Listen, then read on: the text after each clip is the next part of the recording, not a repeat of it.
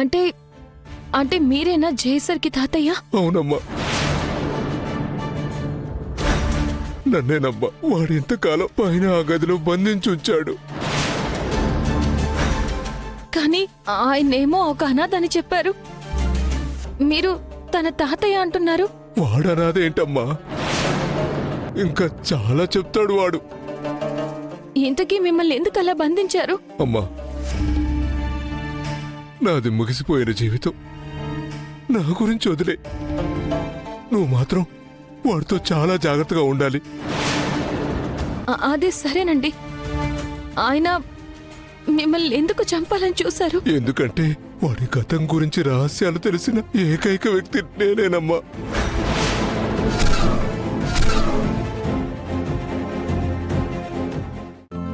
ఈ రోజే డౌన్లోడ్ చేయండి, మీ ఫేవరెట్ షోస్ చూడండి.